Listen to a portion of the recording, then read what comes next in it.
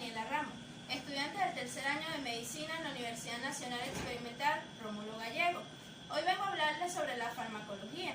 La farmacología es la rama de las ciencias biomédicas que se encarga de estudiar las propiedades de los fármacos y sus efectos sobre el organismo. Existen tres términos que a menudo se utilizan como sinónimos, pero que tienen significados distintos. Estos son el fármaco, que es aquella sustancia que al interactuar con un organismo vivo puede generar una respuesta, sea esta beneficiosa o tóxica. El medicamento, que es aquella sustancia destinada al tratamiento y prevención de algunas enfermedades, así como también de signos o síntomas patológicos.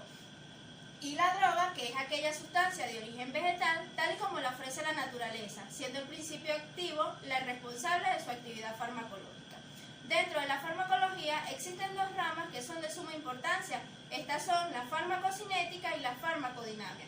La farmacocinética va a estudiar el movimiento del fármaco en el organismo y va a permitir conocer su concentración en la biofase, en función de las dosis y del tiempo transcurrido desde su administración.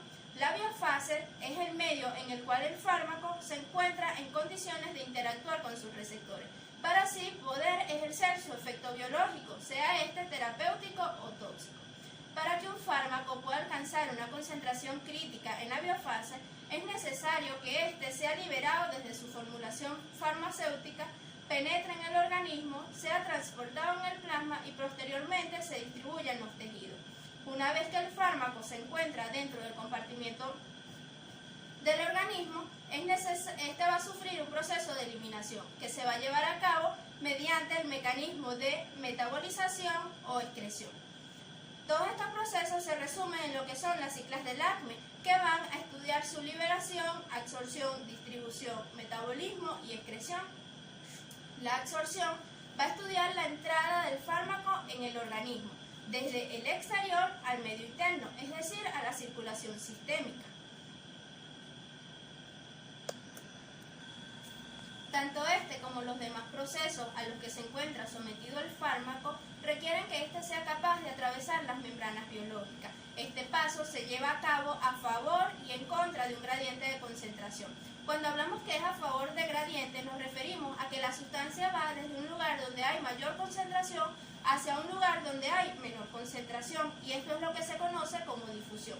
La difusión puede ser pasiva para aquellos fármacos que pasan solos sin la ayuda de nadie, o puede ser facilitada por una proteína de transporte. La difusión pasiva puede ser directa para el caso de los fármacos liposolubles, o puede ser a través de espacios concretos denominados poros para el caso de las sustancias hidrosolubles. La difusión facilitada será a favor de gradiente, requiere de la unión a una proteína de transporte y no genera gasto de energía, puesto que es a favor de gradiente. En cambio, el transporte activo es en contra de un gradiente de concentración, requiere de la unión a una proteína de transporte, pero genera un gasto de energía, y esta energía es obtenida a través de la hidrólisis del ATP. Y por último tenemos el mecanismo de endocitosis y exocitosis, que son aquellos procesos para los fármacos que tienen un alto peso molecular, donde se forman vesículas. Al hablar de absorción, es necesario también mencionar las vías de administración. Estas se clasifican en directas e indirectas, y voy a mencionar las más utilizadas. Las vías de administración indirecta. Estas son la vía oral, que es una de las más frecuentes, y la absorción acontece en la mucosa del intestino y el estómago. La vía bucal o sublingual. El epitelio de la mucosa oral es muy vascularizado, por lo tanto permite la absorción del fármaco. Las zonas de localización para la administración es la mucosa sublingual, la base de la lengua o la pared de las mejillas. Es por esta razón que el fármaco se administra debajo de la lengua o entre las mejillas y las encías. Su efectividad se debe también, en gran parte, a que el sistema venoso de la boca drena en la vena cava superior y no en la vena porta, de tal manera que eluden su paso por el hígado y la inactivación que en él se produce. La vía de administración rectal. Esta vía es un poco irregular, debido a que el fármaco se mezcla con el contenido rectal y no contacta directamente con la mucosa. Y la vía de administración respiratoria. Esta vía es la que siguen algunos componentes, como por ejemplo los anestésicos generales, para alcanzar la circulación general y así poder producir su efecto, de tal forma que su efectividad se debe a la gran superficie traqueal y bronquial y a la proximidad que hay entre las mucosas y los vasos pulmonares. Las vías de administración indirectas, las vías de administración directas o también conocidas como vías parenterales. Estas permiten el paso del fármaco al interior del organismo sin que éste tenga que atravesar ninguna barrera epitelial. Además, no sufre ninguna alteración antes de llegar a su lugar de acción. Entre estas tenemos la vía intradérmica, donde se deposita una pequeña cantidad del fármaco, pero la absorción es casi nula. Y la zona de elección es la cara anterior del antebrazo. La vía subcutánea, donde el fármaco se administra debajo de la piel y este va a difundir a través del tejido conectivo para llegar al sistema circulatorio. Por último, tenemos la vía intravenosa, donde el fármaco se administra directamente sobre el torrente circulatorio y llega a su lugar de acción sin sufrir ninguna alteración. La biodisponibilidad. Cuando se administra un fármaco, la cantidad de principio activo y la velocidad con la que éste entra y sale del organismo están condicionadas por distintos factores, entre ellos la forma farmacéutica, las vías de administración y las condiciones fisiopatológicas del paciente. El concepto de biodisponibilidad nos permite expresar estas diferencias y también nos indica la cantidad y la forma en la que un fármaco llega a la circulación sistémica y por lo tanto está disponible para penetrar a los tejidos. La distribución. Esta se encarga de estudiar el transporte del fármaco dentro del compartimiento sanguíneo y su posterior penetración en los tejidos. Las moléculas del fármaco pueden ir disueltas en el plasma o incorporadas a las células, particularmente a los hematíes, en los que algunos penetran y se acumulan, o fijadas a las proteínas del plasma. Es muy frecuente la interacción entre el fármaco y las proteínas del plasma, ya que estos condicionan en gran medida sus efectos farmacológicos, sin producir ninguna alteración o ningún cambio biológico como consecuencia de esta unión, ya que ellas ayudan en su transporte y almacenamiento. Solo difunden a los tejidos dianas y a los órganos del metabolismo y excreción los fármacos libres, ya que la fracción plasmática no atraviesa el endotelio capilar con facilidad. El paso de los fármacos a los tejidos es muy variable. Estos pasan desde el líquido intersticial hacia la sangre a través de difusión pasiva para los fármacos o sustancias liposolubles o a través de filtración para los fármacos hidrosolubles. La concentración que se alcanza en el líquido intersticial van a depender de la unión del fármaco a las proteínas del plasma. Las membranas endoteliales en principio se muestran muy permeables, pero la pared capilar condiciona también la resistencia al paso. Esta resistencia es mínima en los sinusoides hepáticos, es máxima en los capilares del sistema nervioso central y es intermedia en el territorio muscular. El metabolismo. Algunas sustancias o fármacos hidrosolubles se pueden eliminar del organismo sin sufrir transformación alguna. Hay, sin embargo, algunas sustancias poco ionizadas y por lo tanto más liposolubles que, aunque se filtran por el riñón, pueden reabsorberse por difusión pasiva hacia las células tubulorrenales. Para eliminar estas sustancias del organismo es necesaria su transformación previa en compuestos más polares, que son los metabolitos. De esta manera podemos denominar así al metabolismo o biotransformación como el proceso que sufren las sustancias extrañas en el organismo para poder eliminarse mejor. Los procesos de biotransformación se llevan a cabo fundamentalmente en el hígado, más exactamente en el sistema microsomal hepático. Sin embargo, hay otros tejidos donde se pueden metabolizar los fármacos, que son el intestino, la sangre, el pulmón, el riñón, las glándulas suprarrenales, la placenta, entre otros. De tal forma que también hay algunos fármacos que se pueden metabolizar en la luz intestinal por acción bacteriana. Estos fármacos que se absorben en el intestino están sometidos al denominado primer paso, que representa la acción combinada de las enzimas gastrointestinales y hepáticas. Por último, tenemos el mecanismo de excreción.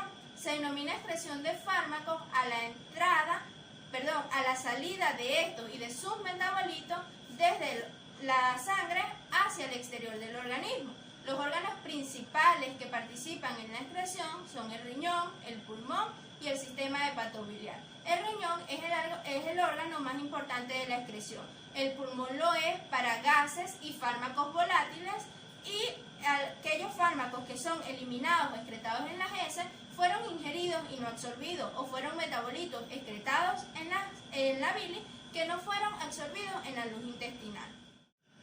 Farmacodinamia. La farmacodinamia va a estudiar los efectos y las acciones de los fármacos sobre los distintos órganos, aparatos y sistemas, así como su mecanismo de acción bioquímico y molecular. Así como la farmacocinética estudia lo que hace el organismo sobre el fármaco, la farmacodinamia se encarga de qué hacen los fármacos en el organismo. Para producir sus efectos, los fármacos deben interactuar con las células dianas del organismo. Estas células dianas son generalmente de naturaleza proteica. Sin embargo, se pueden encontrar algunas de naturaleza lipídica o incluso ácidos nucleicos. Las proteínas más frecuentes sobre las que actúan los fármacos son los receptores. Otras proteínas utilizadas comúnmente como células dianas farmacológicas son los canales iónicos, las enzimas y las moléculas transportadoras. Los canales iónicos son aquellas estructuras que atraviesan la membrana a forma de poros y que permiten el flujo rápido y selectivo de determinados iones a favor de un gradiente químico y eléctrico. Esto desempeña un papel importante en la fisiología celular, ya que estas señales alteran los potenciales de membrana y sus concentraciones iónicas intracelulares. Las señales capaces de activar canales iónicos van a depender del tipo del canal del que se trate. Entonces tenemos así canales iónicos operados por transmisores que van a ser activados por ligandos extracelulares, comúnmente son los neurotransmisores, o canales regulados por voltaje que se van a activar en respuesta a modificaciones de los potenciales de membrana, como por ejemplo una despolarización. Los canales iónicos muestran selectividad, tanto para el tipo de iones que dejan pasar a través como para el estímulo que lo activa. Estos canales normalmente se encuentran cerrados y se abren en respuestas a las señales. Se pueden encontrar en un estado de reposo, que es un canal cerrado, pero susceptible a ser activado, en un estado activo, que es el canal abierto, o un estado cerrado o inactivo, que es cuando el canal está cerrado, pero va a responder a señales de apertura. Los receptores. Se denominan receptores a las macromoléculas celulares encargadas directa y específicamente de la señalización química entre y dentro de la célula. Cuando una hormona, un neurotransmisor, un mensajero intracelular o un fármaco se combinan con un receptor, van haciendo uso de su sitio de reconocimiento, se va a producir un cambio en la función celular. En un sentido más general, se hace referencia también al término de receptor para referirse a macromoléculas dianas capaces de unir fármacos, aunque éstas no desempeñen un papel importante en la transducción de señales. Tal es el caso, entre otros de numerosos, de las enzimas, que son proteínas que catalizan una determinada reacción química, pero que puede verse inhibida por ciertos fármacos. Se denomina transducción a los pasos que permiten vincular la acción de un agonista con el receptor, tras el envío de señales a las células en las que ésta se encuentra o entre compartimientos de una misma célula. Los receptores farmacológicos se pueden encontrar en las membranas plasmáticas, en las membranas de organelas o en el citosol. La respuesta farmacológica comienza tras la formación entre el complejo de las moléculas del fármaco y su lugar de acción. El elemento crítico que va a determinar la especificidad de esta respuesta va a depender del reconocimiento por parte del receptor celular de las moléculas del fármaco.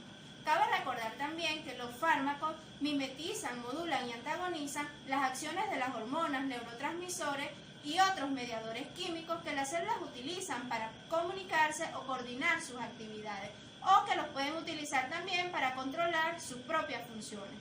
En vista de la necesidad de estos de generar una respuesta biológica por sí mismos, se distinguen entre fármacos agonistas y antagonistas. Los fármacos agonistas van a dar inicio a una respuesta, mientras que el antagonista va a bloquear al receptor y al bloquearlo impide que el agonista pueda ejercer su acción, y esto también se manifiesta como una respuesta biológica. Espero que esta información sea de mucha utilidad para todos y en este mismo sentido quiero invitarlos a quedarse en casa.